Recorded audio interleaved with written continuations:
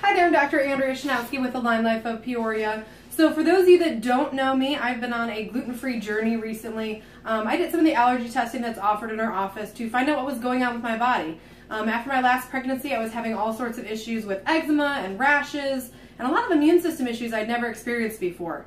And when I got the results of my test back, it showed me that I was actually gluten sensitive, not only to gluten, but also whole wheat. So one of the things that I've been trying to do in our household is trying to swap out and find alternatives for things that are causing allergies for me.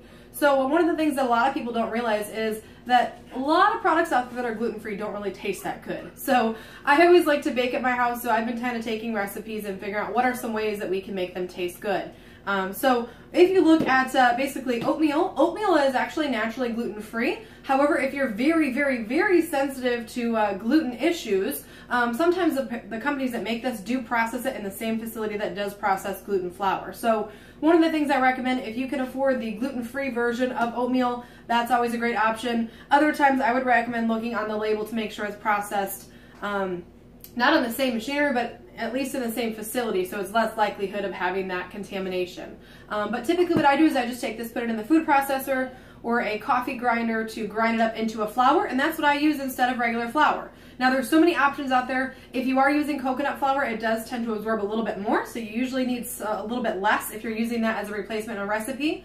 But for the most part, there's a lot of great options out there. So for today, I want to share with you how I make a gluten-free oatmeal. You also have the option to make this dairy-free and egg-free as well. So one of the first things I do is we need 3 bananas. So I usually take these and you can either mash them up with a fork or you can throw them in a food processor, which for me is the easiest way because I can usually do it while I'm holding my youngest and just press a button or two. So what I usually do is grind up those bananas in a food processor. Then the next things that I add in is basically 1 stick of butter or half a cup of oil. So if you're dairy-free, you want to use any type of oil replacement you're not allergic to, and half a cup quantity.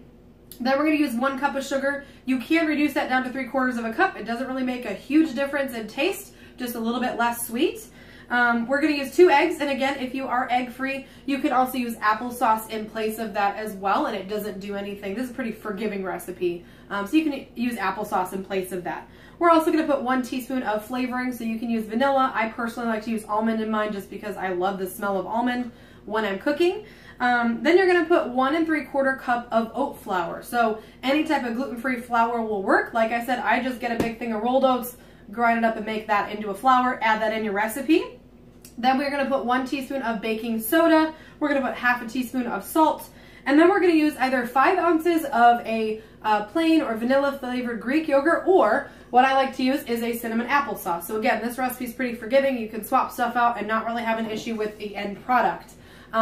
So what I do is put everything in a food processor, and then I go ahead and put that in a greased loaf pan. So I use this guy here. It's a ceramic, and then I just grease it up really good so that nothing sticks, and put it in the oven at 350 for 50 minutes. And it comes out absolutely delicious. You can serve it with butter on it.